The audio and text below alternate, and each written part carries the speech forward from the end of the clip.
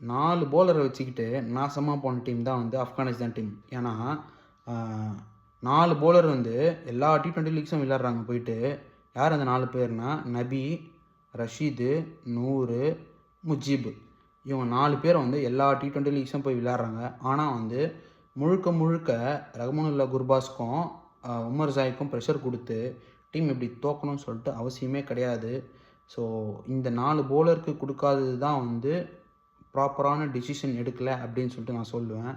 ஏன்னா already regulation இன்னிங்ஸில் வந்து குர்பாஸு பேட்டிங் 84 ரன் அடிச்சிட்டாரு, உமர் ஜாய் 22 ரன் அடிச்சிட்டாரு. அவங்களோட கான்ட்ரிபியூட் பண்ணிட்டாங்க.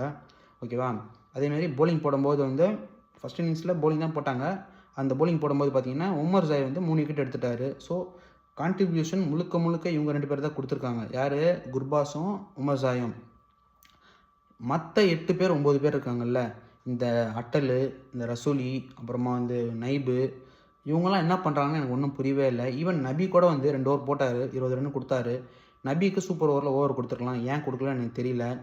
ஸோ ஆக மொத்தம் வந்து 4 பவுலர்ஸை வச்சுக்கிட்டு நாசமாக போயிட்டாங்க நம்ம ஆப்கானிஸ்தான் டீம். இதுக்கப்புறம் இந்த மாதிரி கண்டிப்பாக நடக்கக்கூடாது அப்படின்னு தான் நான் நினைக்கிறேன். ஏன்னா டிசிஷன், அதாவது இது வந்து ரிடம்ஷன் கேமுங்க. இன்றைக்கி வந்து ஜெயிச்சிருந்தாங்கன்னா ஒரு வேறு லெவலான கம்பேக் நிஜமாகவே.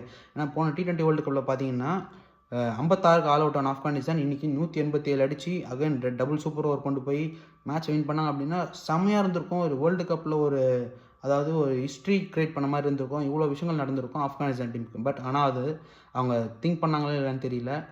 தோற்றதுக்கு முழுக்க முழுக்க காரணம் இந்த 4 பேர் தான். 4 பேரில் யாராச்சும் ஒருத்தர் வந்து நான் வந்து போகிறேன்னு சொல்லியிருக்கணும். ஈவன் கோச்சே சொன்னாலும் சிலத்தை மாற்றலாம், அப்படி மாற்றினவர் தான் தோனி.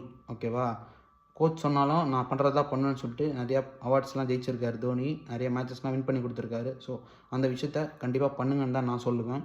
பார்க்கலாம் அடுத்த வீடியோவில்.